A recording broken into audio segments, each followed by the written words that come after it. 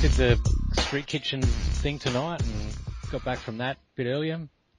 Okay, what's that? Street kitchen. Oh, it's basically a free feed that we put on in Collingwood. Okay, yeah, cool. Yeah, just it's a bit of fun actually. It's going really well. Like I do a pickup in the city of some food and bring it in on the night every Wednesday, and a whole bunch of people turn up and get some free food. Yeah, awesome. I do something similar with Kinfolk Cafe and Credo Cafe. Okay. No, I haven't. No. What are they free or something? Well, Kinfolk Cafe is a social enterprise, and they have many projects that they donate their earnings to.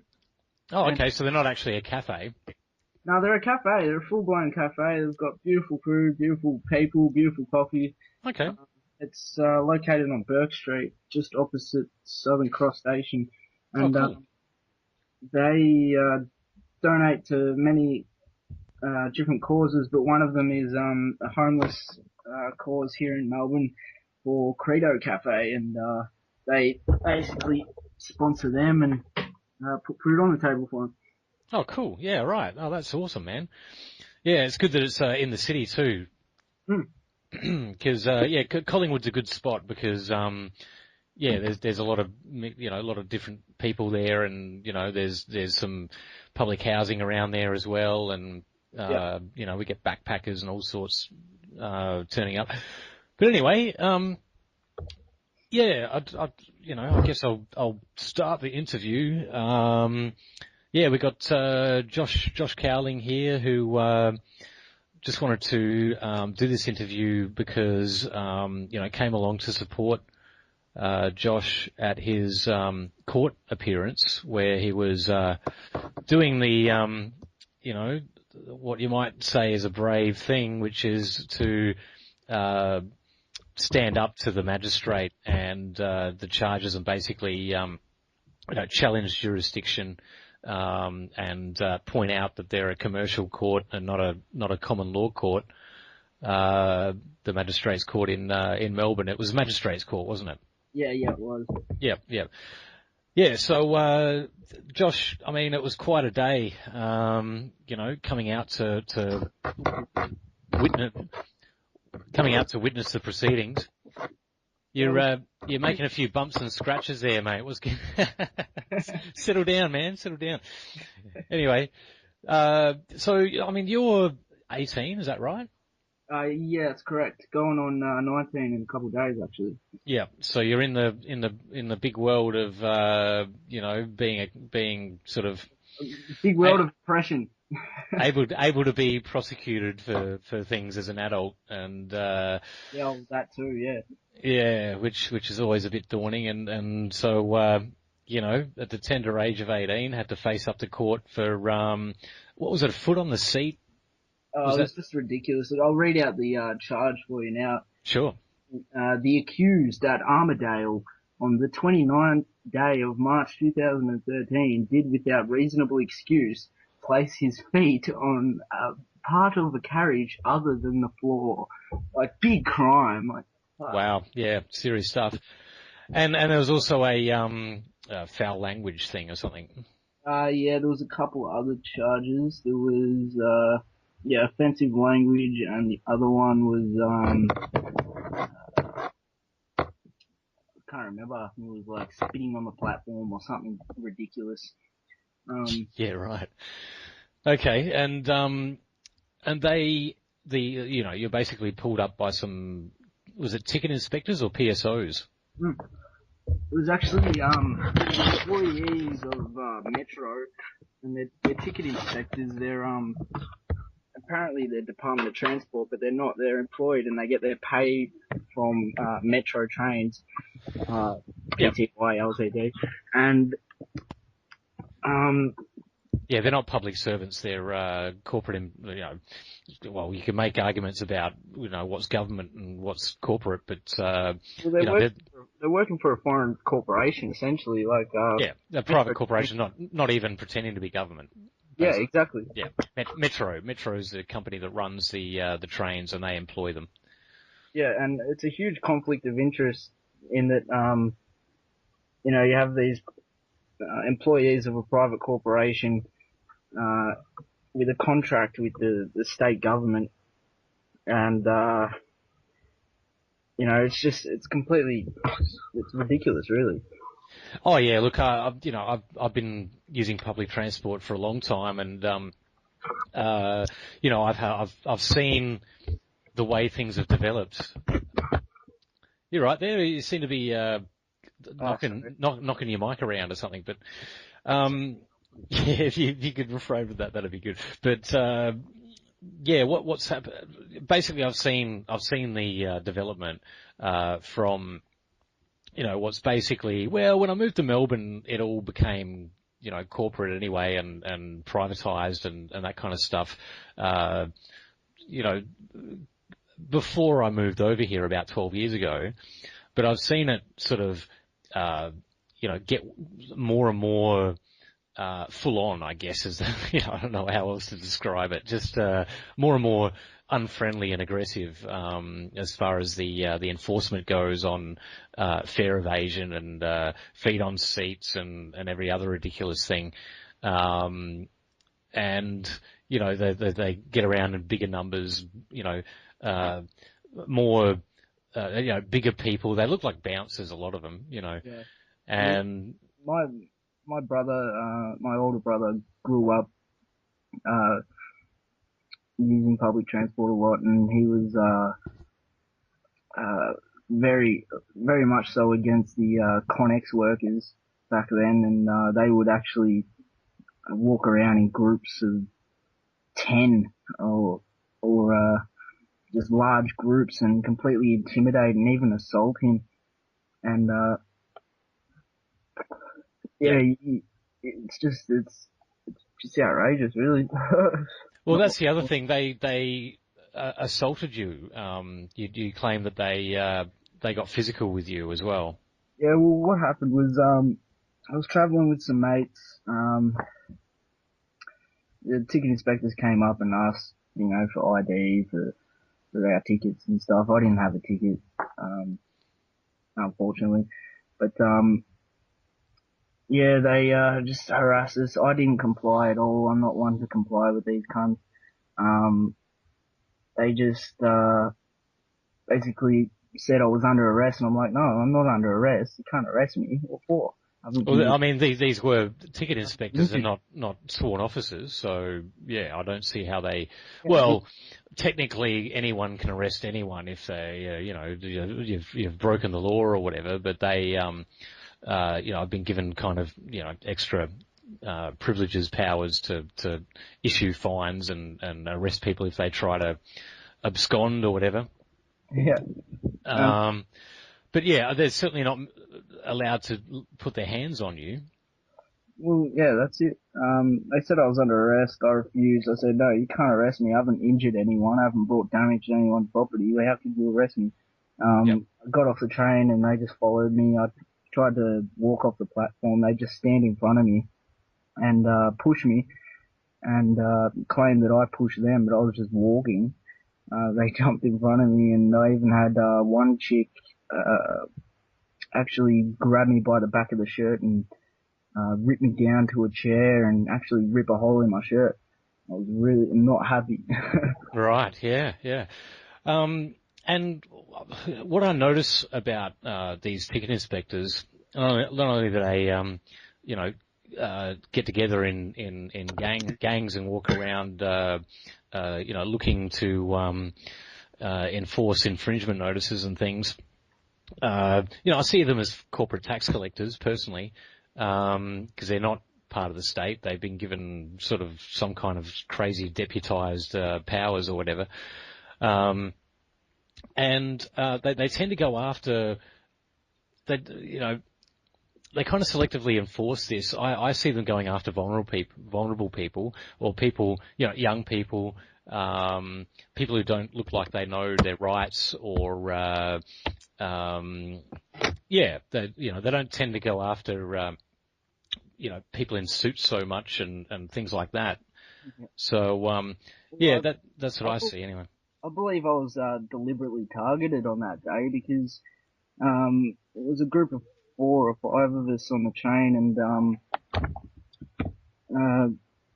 we rocked up to the station, and as we came to a stop, the ticket inspectors were right there at that window that we were right at, and came on board and went straight to us.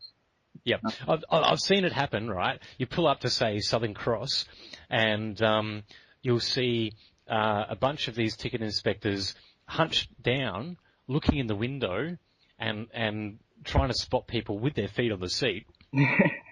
Seriously, and they'll come in and corral that person and go after them. In fact, once might have been a Saturday night or something, I was on the train with a friend, and I had my feet on the seat. Okay, but I was kind of dressed up a bit, and I saw them as we pull up. They're ducking down, looking in the window, looking for a nice gazelle to take down, and they came on, and they didn't even. They mustn't have seen me, and they went for a person who was actually sitting in the next lot of seats, and went after them, got their fine, and issued their fine, and I'm just like, wow, I really dodged a bullet there. But I saw just the whole scene was ridiculous. It was so. They really are just raising revenue, because there's far more money to be made in issuing fines than there is in actually getting the people to pay for their tickets. Like if they can catch you out and all this, it's like out in the parking inspectors and things like that. A similar thing. They're there. You're a minute or two out and they're gonna jump all over it. And they'll if they see you go into your car, they'll try and beat you to the car to get the ticket issued. It's just about getting the revenue. It's a hard one because obviously we can't have people on the trains putting their feet up, like not allowing others to sit down and stuff like that. But yeah, well, there is being a dick, and sorry. just. Oh, sorry. Well, there is being a dick, when if someone's got their feet on the seat and they're not letting anybody, if someone comes along and you sneer at them and go, fuck off and find another seat or something. Like I yeah, see. Exactly. That's not going to happen. Like, I think that's the justifying behind, these fines for feet on the seat is, someone else could have sat there. But if someone was actually, needing a seat, I'd let them have the seat. I would take my feet off the seat out of common courtesy. It's not, it's not a finable matter in my opinion. Yeah, and it's true that sometimes the trains can be a bit dangerous. You get drunken people on there, young people in groups who start getting belligerent and start bothering everybody and things like that. And I don't mind if there's some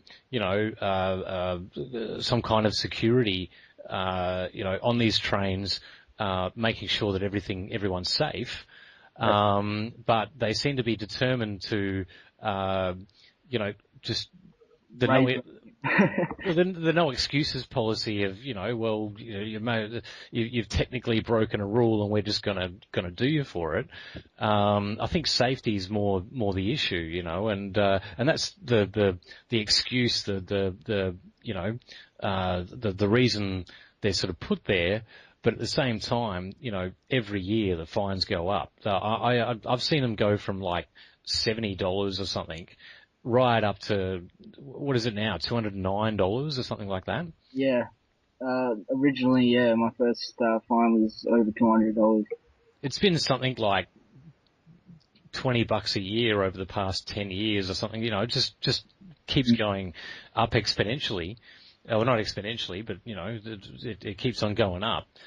And, it's got nothing to do with CPI index or anything like that. It's just arbitrary. It's, we'll just keep putting it up, in some hopes that somehow that's going to stop people from fare evading or putting their feet on the seats and stuff. One thing I heard recently was that, those MyKey cards, Yep. if you actually draw on it, if you put your name on it or you draw on it with a texter, they'll fine you for that. Yeah, because it's their property, apparently. Because it's their property. And I mean, that really doesn't make any sense. I've actually had a ticket guy, ask for my ticket. This was back in the Metcard days, and I produced the ticket, and the guy he tries to snatch it out of my hands, and I sort of pulled it back and said, "Hey, what are you doing? That's my ticket. Can't you see it, from there?" And you're a troublemaker. That's our property, not yours. And I'm going, "What are you talking about? I paid for it. It's in my possession. Possession is 9 cents of the law. It's mine." Yeah. No, you think you're a smart ass and all this kind of stuff. And I was like, no, I just don't want you to take my ticket and then God knows, then probably tell me I don't have one or something. I don't trust you. And, he was pretty unhappy with that. I mean, I've just had so many, run-ins with him. I'm pretty much at the point now where I just give him hell. Like, even if I've got a ticket, I just give him hell. Yeah. I call them corporate tax collecting thugs, to their face. When I see them at the tram stop or something, I yell at them to go do something useful, get a real job and all that kind of stuff instead of going around thugging on people, because that's what they do. And, I just keep hearing so many stories where they treat people like dirt. They treat people like suspects. And, some of the stories that make your hair stand on end. I've had a few encounters with them. I've Sure. stupidly intended to actually go out and get into an encounter. This one time I jumped the barriers right in front of them just to see what they would do, how they would react, and I just got fucking jumped upon, man. Like, two dudes just came and grabbed me, threw me against the wall. I was just like, "What are you doing?" Yelling at them. And the police box was right next door, so I talked to the police. I ended up just complying, but I had a talk with the Metro agent. I was telling him, like, "Man, what are you doing here? Like, we can't just be grabbing people for this kind of crap." And got into a pretty good conversation with this dude. And, okay. And he was very nice at the end of it. He was, telling me, have a good day, don't go getting into any more trouble type thing. And, okay. I said, "You should try and look for a new job, man." He was like, "Yeah, I'm trying."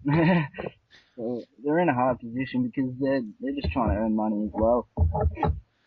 Well, it seems like, I guess to quite a few people that, it's a job and, it's got some security and all that kind of stuff, and they, all that stuff. But at the same time, it's so, like, they're not really in a very good, it can't be good for them, and I think it turns them into thugs, it's just that culture. Power corrupts, eh?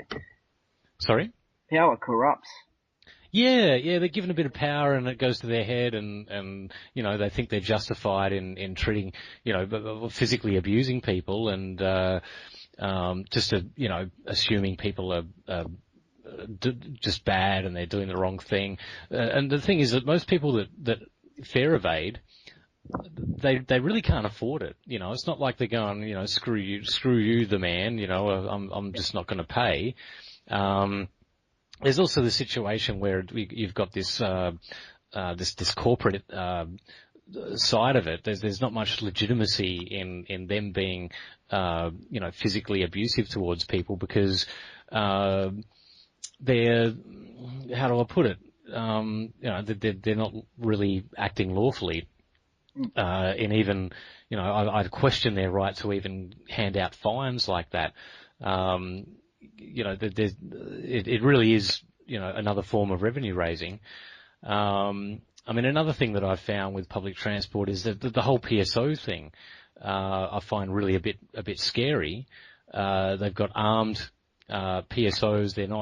They're not really trained like police. They're not sworn police officers either. And they have very little training. Exactly. Like they get approximately half the training of your average police, and I don't think the police get enough training, to be honest. Like I think it's something like 6 weeks for PSOs, 12 weeks for police officers. I mean, 12 weeks to become a police officer. So to get on the beat. So yeah, and what I see happening with the armed PSOs is that well, for one thing, there's so many of them. Like they all seem to congregate at Flinders Street, and they do blitzes and all this kind of stuff, and they tend to go looking for people who are drinking. Now, the thing with that is, I mean, what's a guy supposed to do who's trying to go out in the town, who doesn't want to drive, doesn't want to get breathoed and lose their license? At the same time, he can't carry alcohol on the train. Yeah, not only, well, here's another incident that I came across. I was travelling to a party, and this was pretty early. It was about 9:30, and I pull up at Clifton Hill in the train, and I haven't even, started drinking yet. And basically, police officers get on. These are actual police officers, not PSOs. And, they round up this group. They held up the train for quite a while, about 6-7 minutes. And they get on, and there's this group of kids down the other end of the carriage, young people. I don't know if they were old enough or whatever, but they had a goon bag amongst them. And, they got fingered and come with us. They got taken off the train. And then another couple of police officers, one of them taps on the window right next to me. And, I look over, I'm like, what the hell, and he's gesturing for me to stand up. And okay, I'll stand up, this is only about a year ago, something like that, a couple of years maybe. But, I stand up and I sort of do the whole put my hands in the air, do a 360 for them. I'm not armed. Like, what's going on? Yeah. And then one of the officers gets on, and he goes to me, "Have you been drinking?" And I go, "Why would you even ask me that question?" Weird, yeah. Like, what am I not allowed to drink? What are you talking about? You ask everybody that question? Yeah, and have you been drinking? And I'm like, look, I'm just trying to get from A to B on public transport, and, do you see an open bottle around me? Like, what makes you think I've been drinking, and why is that even an issue? And he sort of looks at me, and I was just asking, is what he said. like I was being unreasonable, And I said, well, look, I'm a peaceful person. I'm not doing anything. Okay, just let me get to where I'm going, please. And he decided to leave me alone. And I was just completely puzzled by that, thinking, A, is it illegal for me to be drunk on public transport? And B, well, that's basically the question, like if I can't be drunk on a train, I guess I just can't be drunk, and I wasn't even drunk, but luckily that was the case, because I don't know what would have happened. I don't know what he felt that he had the power to do if he felt that I was intoxicated. So, it just makes me wonder, all these people coming home from a party or the pub drinking, they chose to do that instead of driving home and whatever else might come from that. What are you supposed to do, And I guess we're at a stage where you're not allowed to be intoxicated in public. I think that they've got some law going now that makes that an offence. So, what gives? Like, you can't be drunk? It's just outrageous. It's pretty hypocritical, and the laws are just conflicting all over the joint. Seems to be. I mean, I guess they've got this disorderly conduct thing, which is like a big catch-all. If you're in any way, I don't know, raise your tone of voice or whatever, I guess they have some, they could do you for that too. So, what? It's a bit of a generalisation, I think, because you could be doing anything and be called for disorderly. You could just not be complying with them, and they could arrest you. Oh, disorderly! You're not complying with us. Well, exactly. So standing up for yourself might be disorderly. Yeah. So yeah, that kind of doesn't bode well for society if they can just selectively enforce, just really arbitrary stuff like that. But back to your case, okay, so you decided to challenge this, and you have some ideas about what the government is and what your rights are, and that the government isn't what we think it is anymore. And certainly where the courts are concerned, and also these ticket inspectors who believe that they have arrest powers and all this kind of stuff. Now in court, it was interesting. I mean,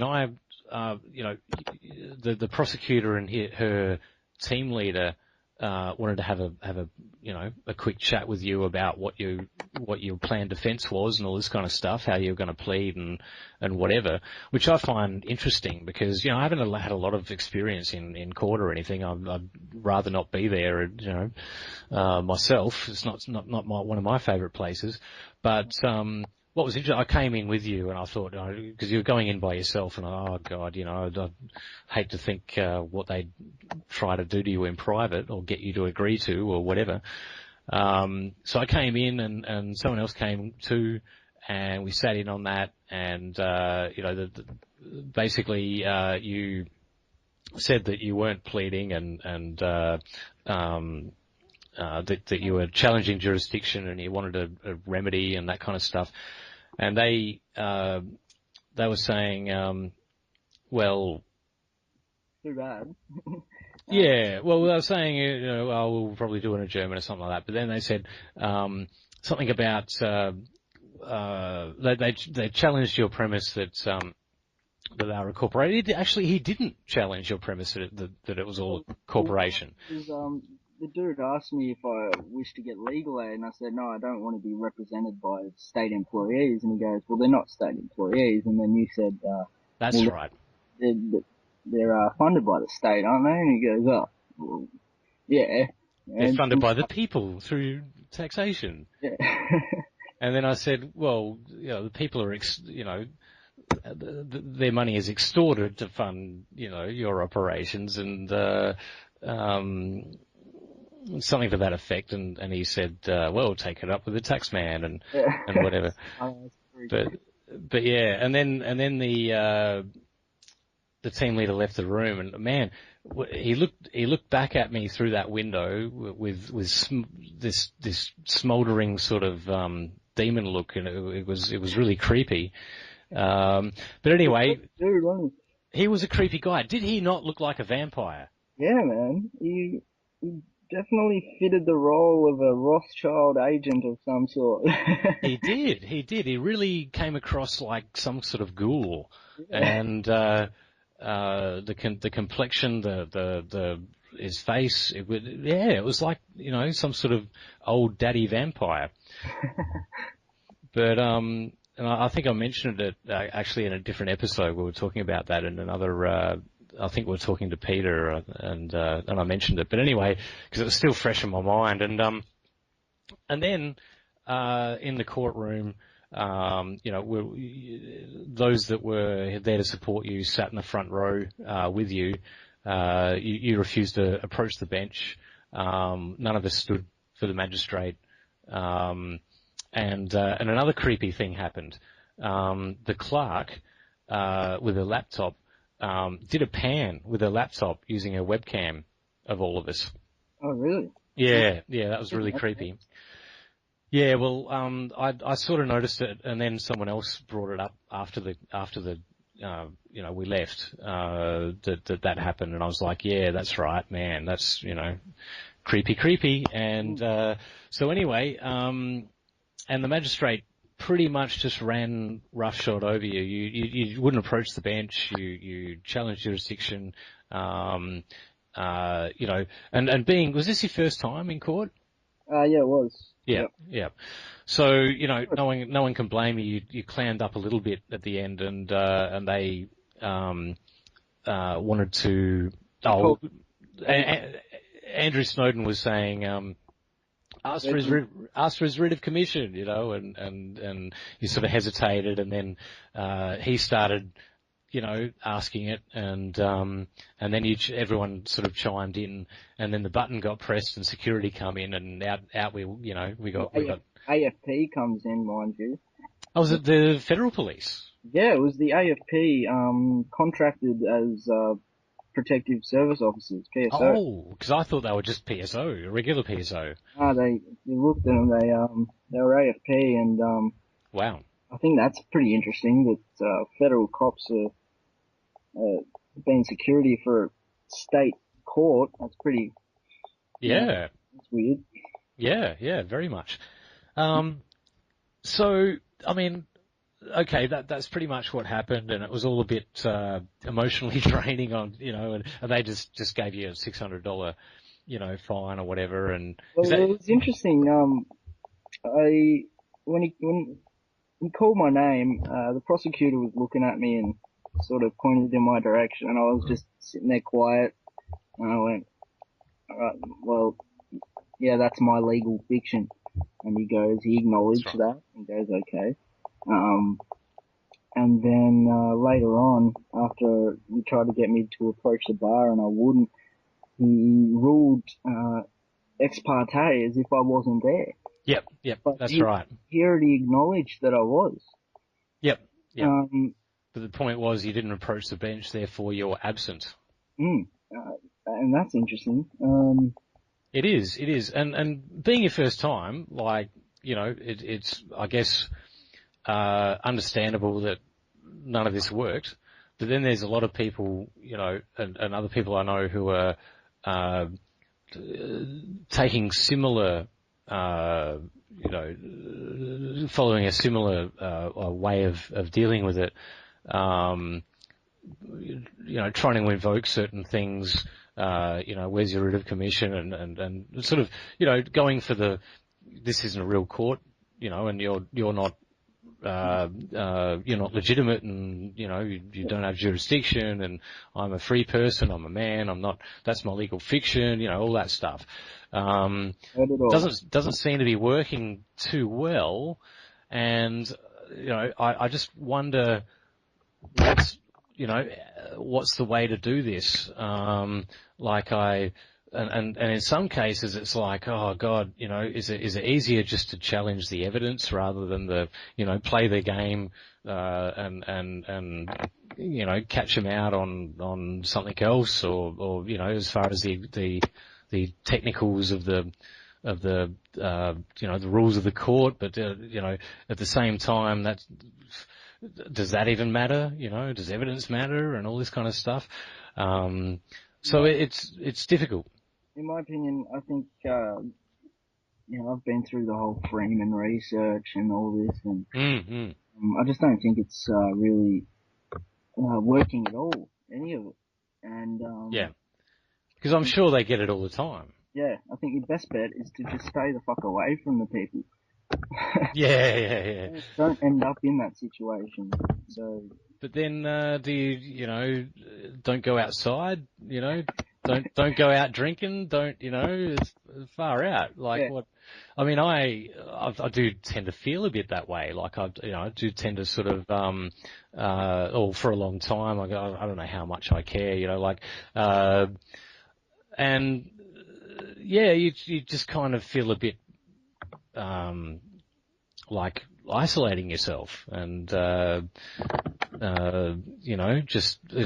the thing is, if you're driving, if you're catching public transport, if you're walking down the street, I mean, you're always going to face problems. Like, yeah, even walking down the street, I have a friend, Taylor, who was, far out. She was walking through Melbourne and she had a bit of rubbish that she was walking past the bin and went to throw it in the bin. It missed, and she had a Melbourne City Council agent come up to her and give her a fine for over $300 for missing the bin. That was literally what was written on the fine, missing the rubbish bin. Right. It's fucking ridiculous, man. Yeah, and getting into the the free man thing. I mean, we got Andrew Snowden. We got quite a few other people who David Hollis. Just people who are trying to assert their own basically their own brand of leave me aloneism or doing a protest or whatever it is. It seems that you just get you just end up they jump on you, and they just don't want any form of disobedience, and it doesn't seem to matter. It's still you're bumping around a bit there. Sorry, man. Yeah, no worries. What's going on? You knocking the mic or something, or I don't know. I'm outside at the moment. Ah, okay, righto. All right. Sleep, so. Oh, that's cool. That's cool.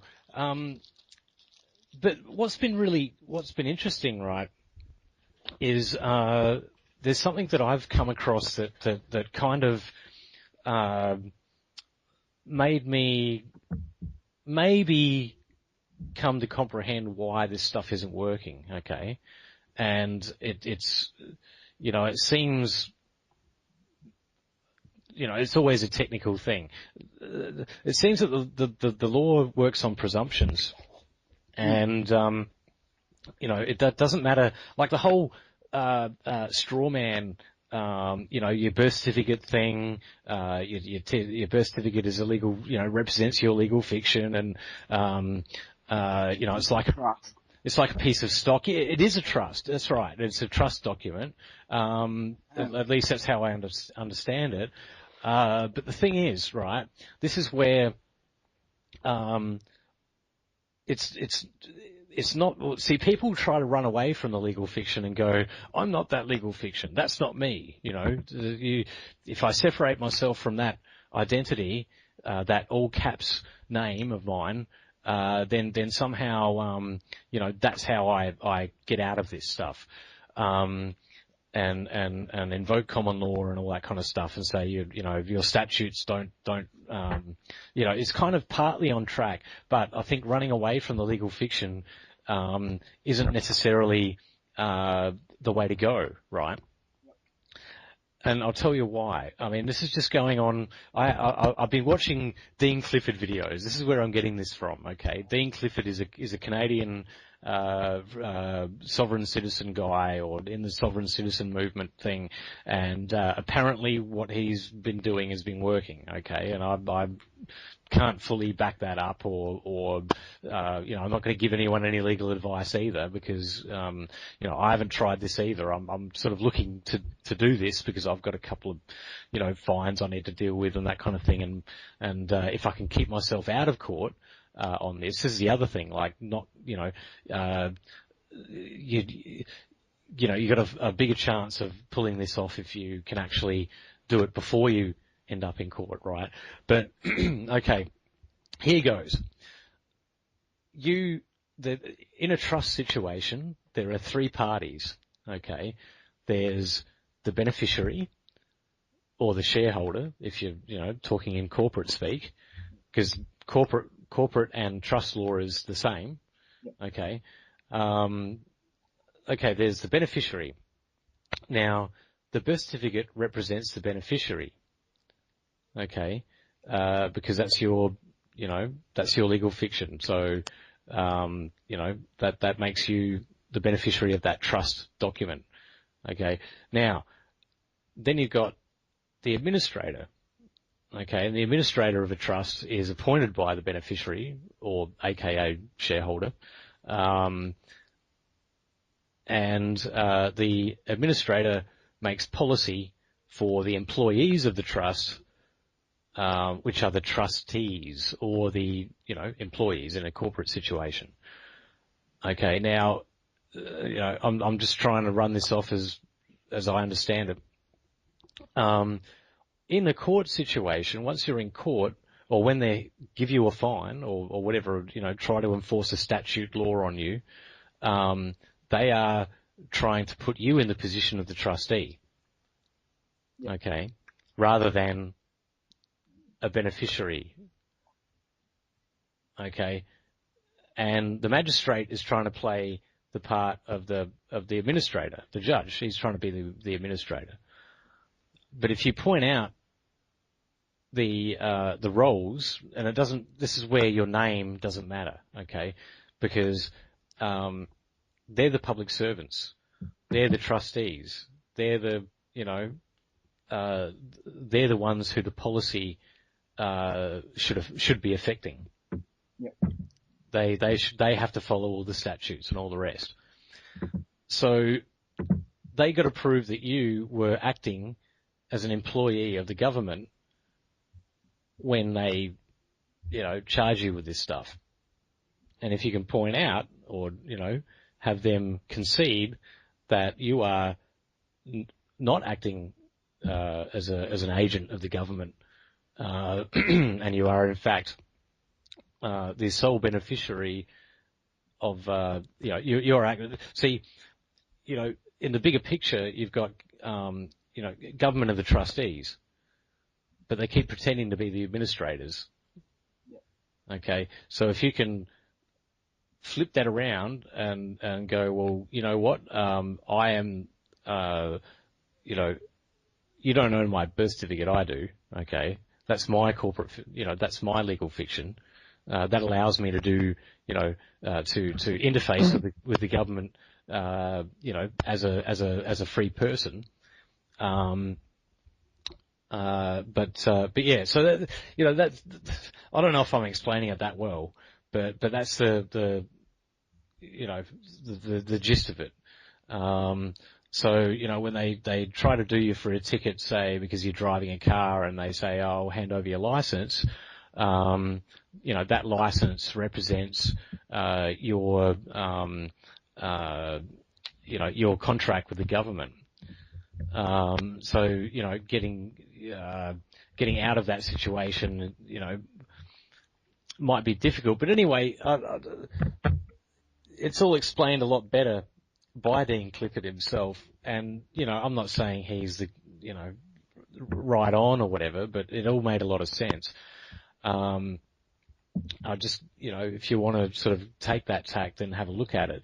And the thing about keeping it out of court, right, because once you're in court, you're sort of, you're under a lot of presumptions and things, and you've got to sort of correct those presumptions in the courtroom, and that's not an easy task. It takes a lot of balls really to stand your ground, because if you back down, then they'll just lock you up, or just go ahead and do what they want to do, and put you in that trustee position.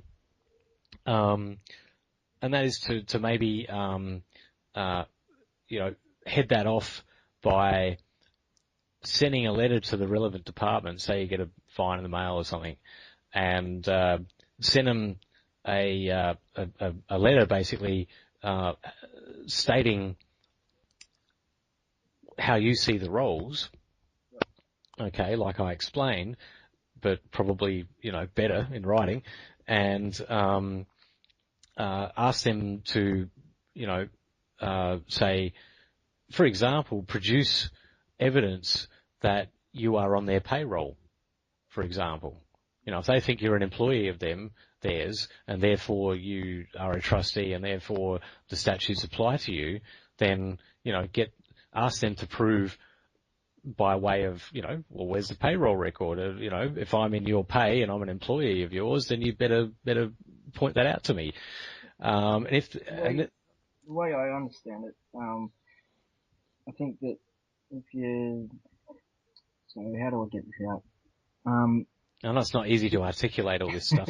If you want to get them to prove that you're an employee, I think you've already brought forward that evidence for them by showing them your birth certificate with state of Victoria on it. You're a citizen of that state. I think that's grounds enough. Well, maybe, but it depends on what that birth certificate actually represents. Yeah, well, true, and that's what we're trying to find out. I don't really. Because that's the thing. If you send them a letter stating what you think are the facts, right, and they don't rebut it, like the purpose of it is for them to point out where you went wrong, your misunderstanding of that situation. So, you send them what you think are the facts. You say, this is what I think is the deal, right? If I'm wrong, well, yeah, tell me where I'm wrong.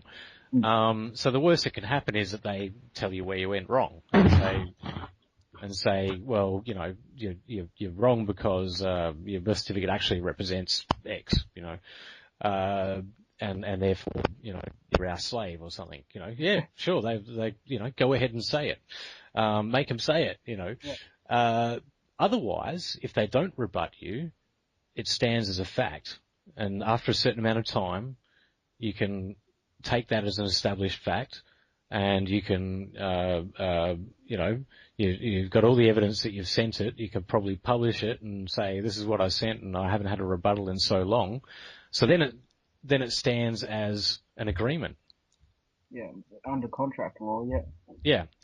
Okay. Now, I'm not saying this is all legit. I'm just sort of tossing this around and articulating what I understand from what I've been looking into.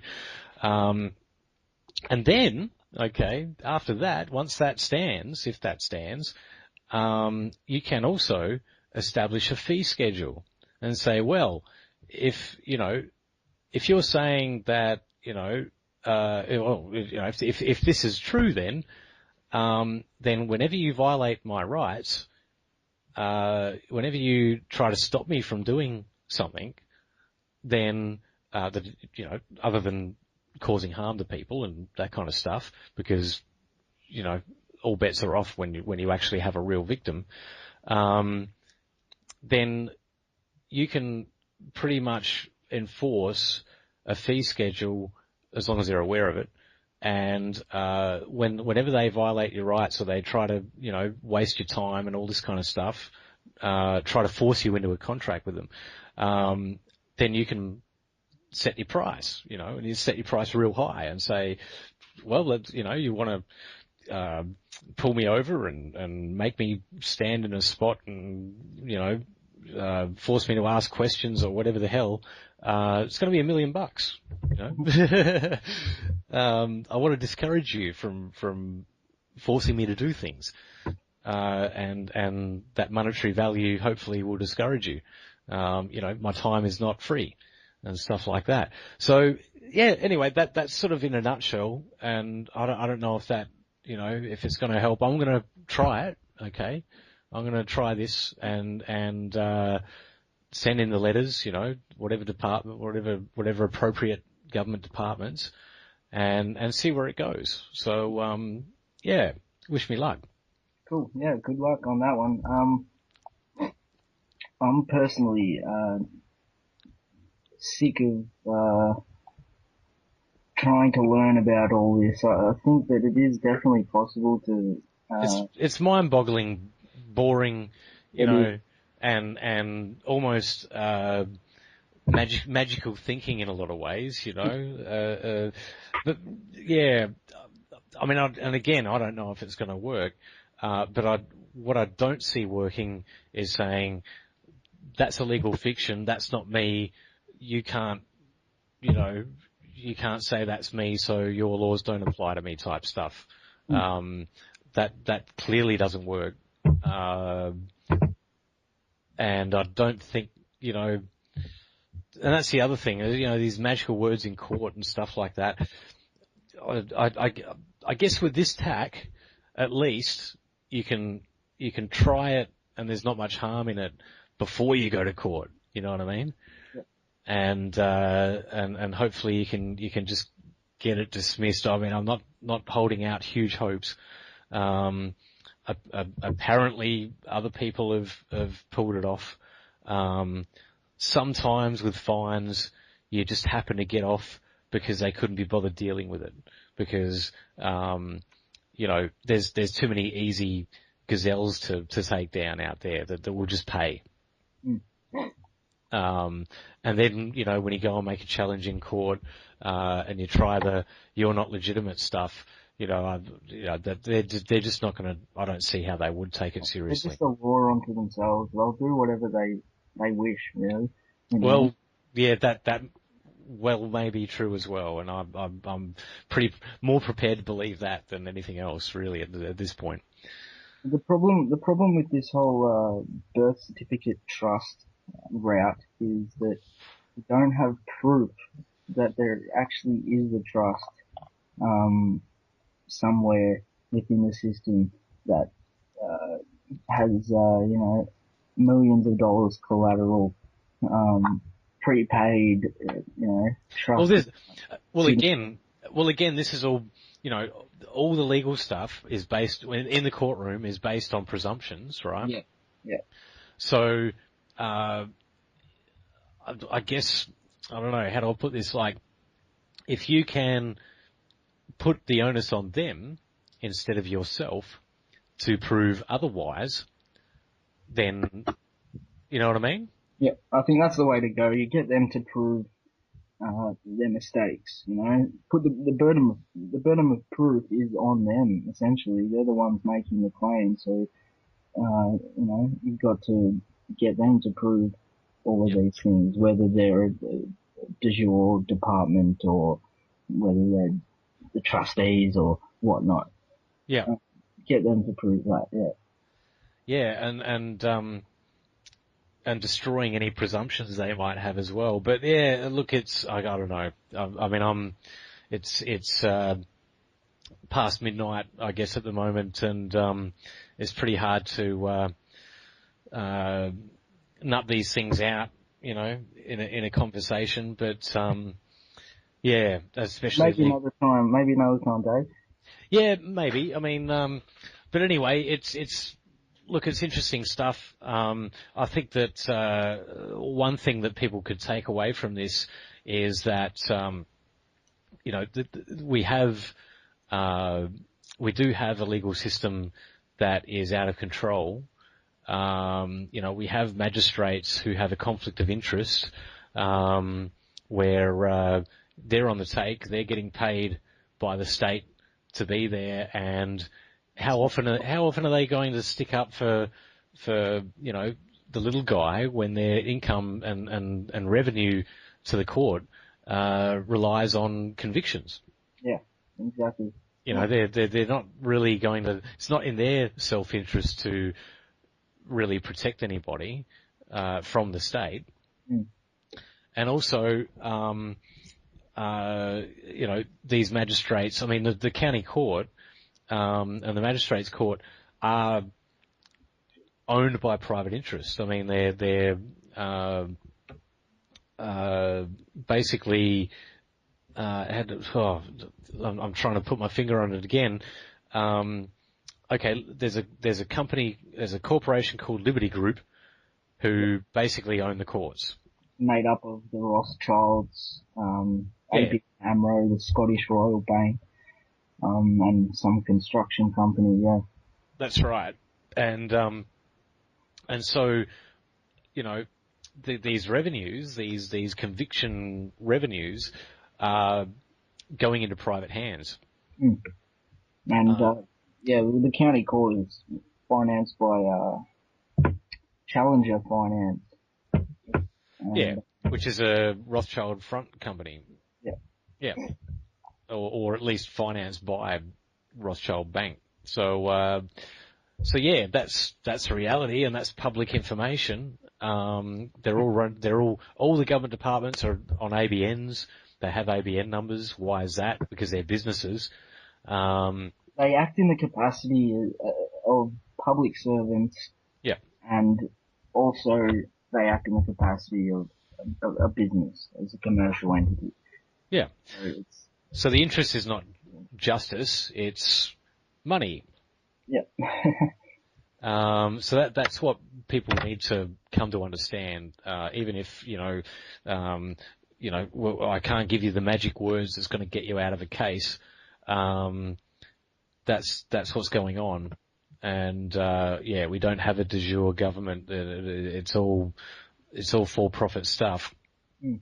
To be honest, Um, I'm done with that whole de facto or de jure government thing. I think all government is de facto. It's all illegitimate. It's all fake.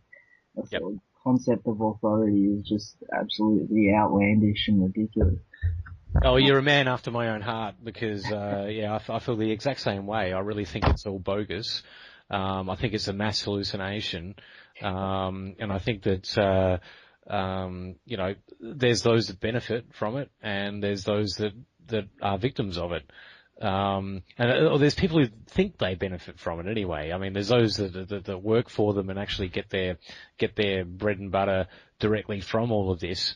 But then there's those that think they benefit from it, which is really an illusion because there's no, that they haven't had to face down a magistrate, in an unjust situation where, they get caught out on some non-crime, and it gets to the point where people aren't even allowed to defend themselves in their own homes, they get broken into, and if they damage the person that broke in, they're the criminal and things like that.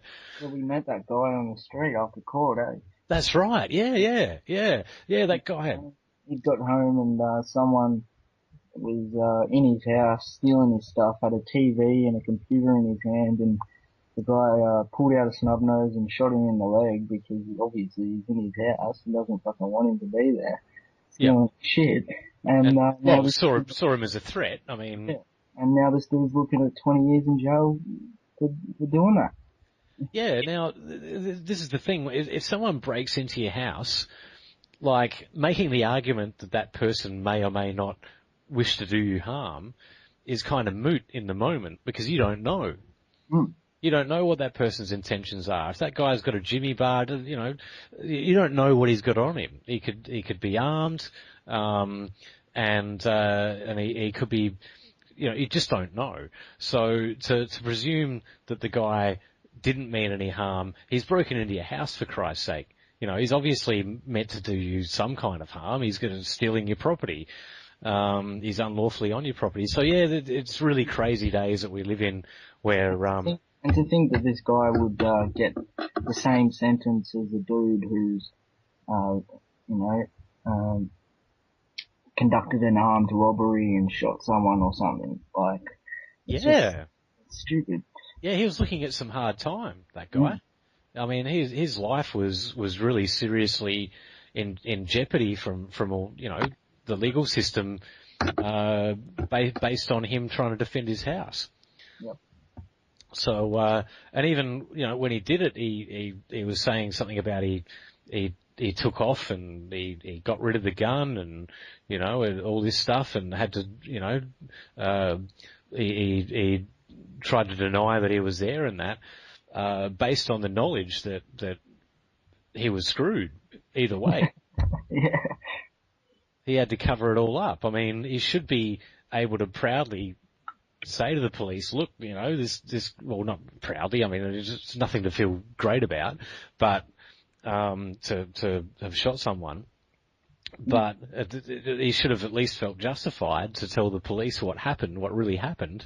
And, I mean, this is all based on his say-so of the situation, but I've heard plenty of stories and plenty of stories have gotten in the paper and stuff where this goes on, where people get totally taken to the cleaners for defending themselves. Yep. That's what you get for living in a disarmed society. Exactly right. I mean, I tell you, we'd have a whole lot less crime if the criminals were in fear of their own safety. If they didn't have a safe work environment, I think they'd be thinking twice about doing a lot of crime. Yeah, exactly, and that's what's happening in the US at the moment. People are arguing that guns are leading to more crime, but it's not going to stop criminals from getting guns if there's gun laws. Of course not. It hasn't stopped criminals here from getting guns. Yeah, exactly. Not at all. I mean, it just means that they're more expensive, sure, but it doesn't mean they're not available. Yeah. I mean, quite a number of years ago, was offered to buy an Uzi. Oh shit! Don't go incriminating yourself now, David. Well, no one can prove anything, and I didn't buy it. I didn't actually go and buy it or anything, but I wasn't really interested. Only up to the point of, well, really, I can really buy an Uzi off the street. But yeah, look, if you wanted one, yeah, I guess you'd have to associate with criminals to get one, but still. So anyway, And you yeah. don't want associating yourself with criminals nowadays. Now that these new association laws are being passed. Oh, yeah, well, that's an interesting one. I mean, that's the army getting involved in raids on bikies and stuff. And, why are the bikies doing such a thriving business? Maybe it's because of this war on drugs, and maybe it's because of the disarming of the population and making firearm ownership illegal. That's why they're thriving so much, and the violence and the fallout from that is a direct result of prohibition. I mean, it's really just a turf war between the cops and the bikies, because we all know that the cops are heavily involved in the drugs and arms trade. You just have your anointed ones, the ones that the criminals that are in league with the cops, who they turn a blind eye to.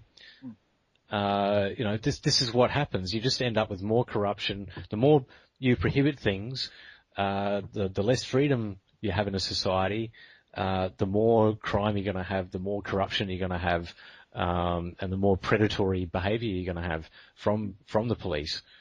So anyway, look, and it's interesting, with someone as young as yourself, and this is what kind of gives me a bit of hope for the future, is that seeing young people embrace the non-aggression principle and anarchism, and sort of getting their head around this government is an illusion, that they have no obligation to provide or protect you.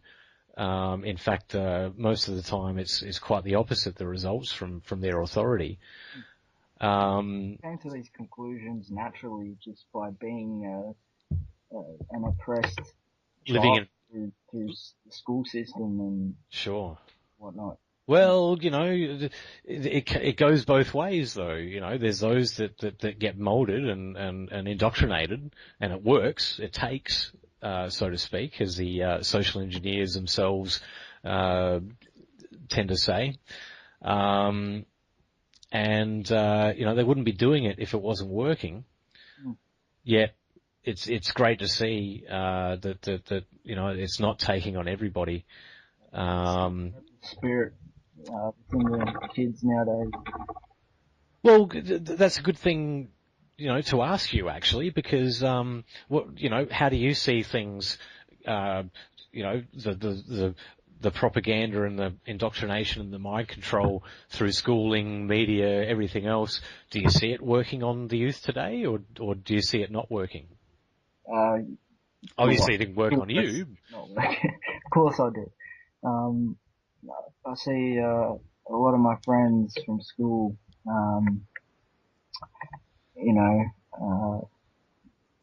being caught up in the system and whatnot, and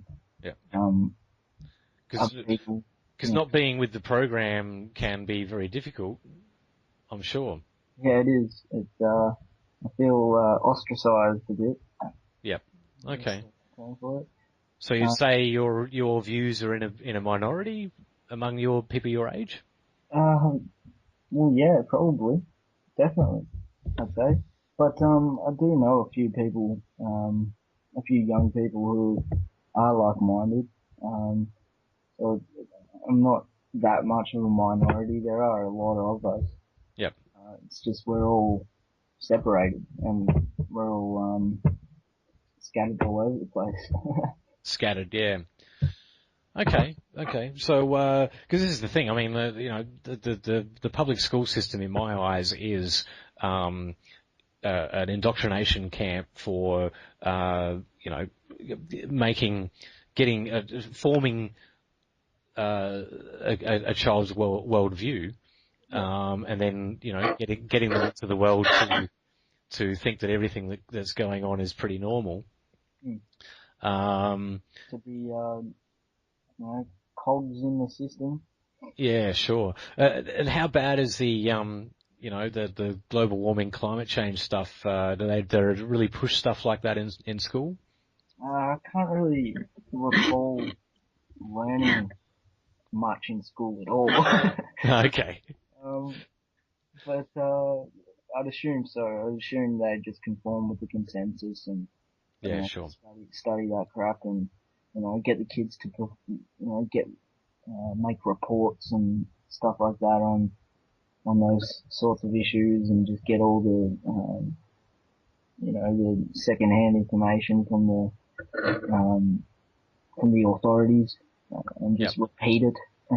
Sure. Do you see from what you did see in school, a bit more politics than actually, I don't know, it's a bit hard to say because when you're in it, it's a bit hard to tell. But, I really reflected back on my public education and, saw it for what it was after the fact. While I was in there, I'm like, something's not right. This is all a bit, it doesn't seem like proper education to me in some ways. Yeah, sure.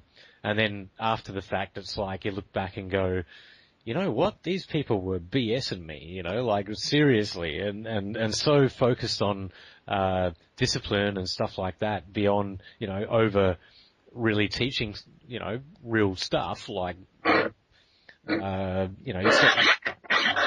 you certainly don't get taught anything about how to be an entrepreneur or fill out a tax form or, or how to self things. Or how to learn from experiences instead of just, repeating what everyone else says, Yeah. Yep. Sure. It's just parroting. Yep. Regurgitation and stuff like that. Well, it's interesting because, I happen to know that with each generation, they up the ante a bit. They upgrade the indoctrination a bit. In their own writings, from their, they, them, those, the big global think tanks, tend to, spill the beans a bit if you bother reading what they say, about how they want education to go. And really, they want everyone to be totally indoctrinated into unquestioning authority, not questioning authority, and ostracizing those that do. And as time goes on, they tend to, perfect it just that little bit more. And then make people who don't fit into their system feel inadequate and, feel that they don't have any chance in life and things like that, which becomes a self-fulfilling prophecy and et cetera, et cetera. So. Well, that's the road I'm going down. Well, no, I don't think, yeah. This is the thing, like I'm really concerned about the next generation and, I have a lot of hope for them at the same time because I see, people like yourself are really, really, smart people who think outside the box and are creative. And even, I was just watching a video of a 12-year-old boy in Egypt, very socially and politically aware of what's going on. Very smart dude. That just blew my mind away. So yeah, there is hope for the next generation, but yeah, I saw a 12-year-old girl get on mainstream news or so one of the mainstream media edutainment shows and pretty much spell out how the banking system works and why it's completely screwed and dishonest. And 12-year-old girl for people to realise that. yeah, I know. And basically, I mean, I don't know if she was completely on the right track, because she was saying the government should take back, central banking and issue the currency and stuff. And I don't really think that's the way to go, but at least she had the problem, understood and could articulate it. And then I think, there's another girl, young girl who was, 13 or something like that. And she's explaining, the dangers of GMOs. And, what was really funny about that was, that it's an Australian girl actually, and she's on an Australian show. And, one of the presenters, interviewers, literally, accused her of condemning third world children to starvation. Like, seriously, and she... Not something you put on a 13-year-old girl. Well, he said it, tried to sort of say it nicely, but it was it is what it is. And, but she, had her answer there, and she stood her ground so well, and turned it around on the guy. So, I couldn't be more proud, and this is the thing. Look, Josh, when I see someone like yourself who's trying to stand up for himself and, is clearly an intelligent person who asks questions instead of just, putting your head in the sand and going, whatever, I've got an Xbox and don't care.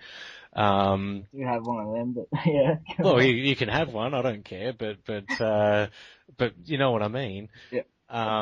You clearly do think about these things and can see through the facade that's put up, for you to basically go to sleep. Any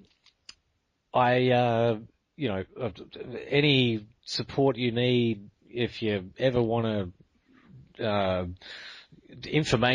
swap information, want a perspective on something, I'm more than happy to deal with you. I've got all the time in the world for people like yourself. The people who, go, oh no, the government's good and, there's a social contract and, how dare you, you're just selfish and you hate poor people and all this kind of stuff. I don't have time for.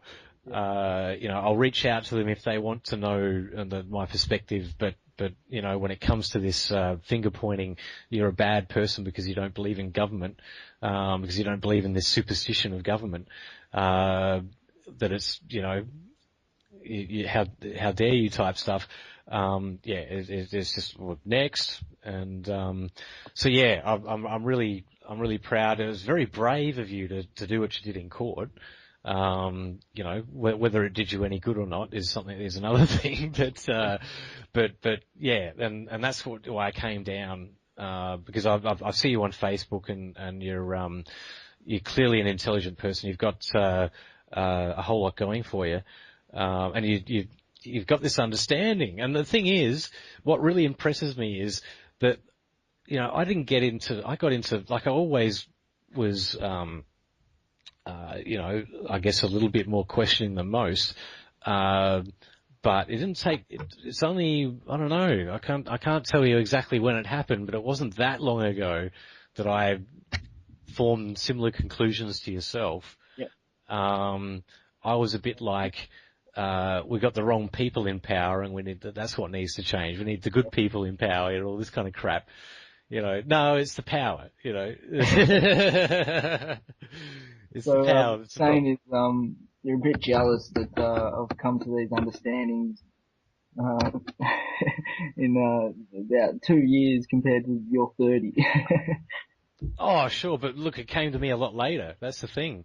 I might have some experience on you and all that kind of stuff and a bit more, knowledge or whatever because I've been reading for decades and all that kind of stuff, and investigating things. But the quickening happened a lot later than you might think. And because I was reading their history books. It was only about 2 years ago for me, really. I started on my quest for truth. Yep. So how long's it been for you? Oh, well, I've probably been on a quest for truth about it, since 16 or something, but it doesn't mean that I was getting onto the right truth at all or coming to the right conclusions or anything. Yeah. So that's the difference, you seem to have, but the thing is though that the information is more, easily accessible now. You've got the internet, you've got the sum total of human knowledge on your freaking phone now. You know what I mean? So you got the advantage. I had to hit the library. I had to be a nerd. I had to. Yeah, I had to read thick books and stuff, and I was reading a lot of their books. So they're the kind of books they put in front of you and say this is the truth, which isn't. So yeah, there was a lot of wrong paths or red herrings to follow before getting to this to where I'm at. And this is where I've got hope for the future for the next generation, is because it's hard to lie to someone who has access to the sum total of human knowledge on their phone. You know what I mean? Like it's pretty hard to keep people in the dark when we've got access to all of that now. And people can share it, bring it to each other's attention, and go, hey, like I've people that have figured things out and are at least on the right track, share that, and there's a multiplier effect to that. So it's really, really, I think the internet's the real game changer. Yep, I agree with you completely, but at the same time, the internet is being used as a means of manipulation. Absolutely. We really got to watch out for that.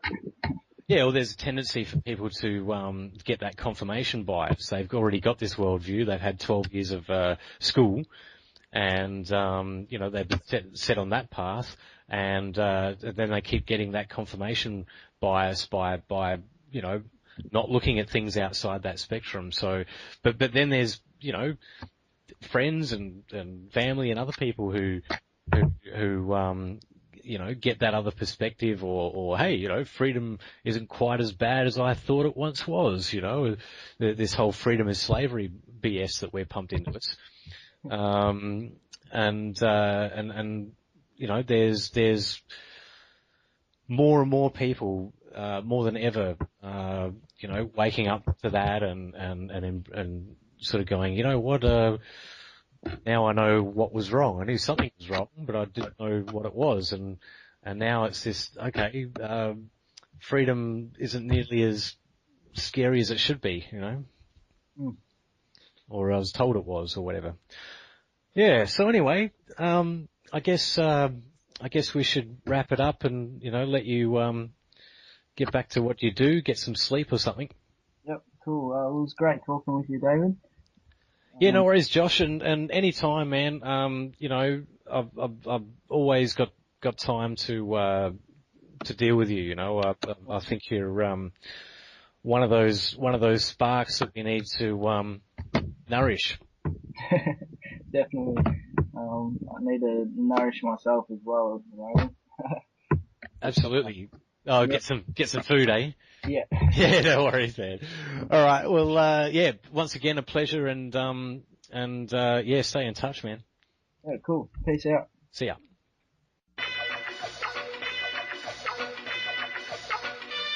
There's no such thing as a government. It's only people ruling over people. People jerking around people. People lending a hand to people. What part of the system do you play? Who do you oppress?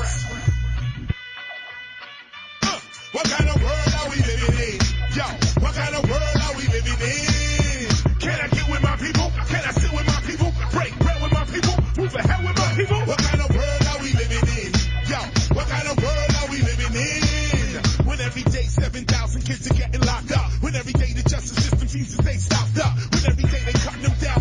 pop up. When every day you gotta duck before you get shot up. What kind of world are we living in? Spinning in, winning in, sinning in. Let us begin again. Churches are ran like corporations making me holler. Corporations are ran like churches praising the dollar. There's no way out, or is it? Release your doubt and live it. Teach your metaphysics, don't listen to these minute theory. What kind of world are we living in? Believe in yourself, achieve for yourself, see for yourself, speak for yourself. Never weaken yourself by deceiving yourself. Believe in your wealth. Come on, what kind of world are we living in? Yo, what kind of world are we living in? Can I get with my people? Can I sit with my people? Break bread with my people? Move the hell with my people? What kind of world are we living out? We move about and fear and doubt, trying to get more clout. Just check it out. We took the wrong route to a morality drought. Basically, I'm calling them out. What kind of world are we living on? When it's on, we'll knock it on. Unless it talks about thongs, now where did we go wrong? We don't have law, but for us all torn, all born, not norm and all gone. What kind of world do we live around? When we lay around, let me break it down. They shutting us down while we play around. We falling, stalling while God's calling all in to fall in. What kind of world are we living in? Yo, what kind of world are we living in? Ha, can I get with my people? Can I sit with my people? Break bread with my people? Move the hell with my people? What kind of world are we living in? Yes, what kind of world are we living in? Ha, when every day another unwanted pregnancy ends. When every day another person is betrayed by a friend. When every day it never ends and the people pretend like the president is there because of them. Let me ask, what kind of world can we really trust? When the cops take a shoot it up, what kind of world can we really throw? Oh, when our daughters wanna be hoes, and their father don't nobody knows, and their mother wear them sexy clothes. What kind of world are we living in? Yo, what kind of world are we living in? What kind of world are we living in? Yes, what kind of world are we living in? Can I get with my people? Can I sit with my people? Break bread with my people? Move ahead with my people? Can I get with my people? Can I sit with my people? Break bread with my people? Move ahead with my people? Can I sit with my people? Can I get with my people? Break bread with my people? Move ahead with my people? Can I sit with my people? Can I get with my people? Break bread with my people? Move ahead with my people? Scratch for two.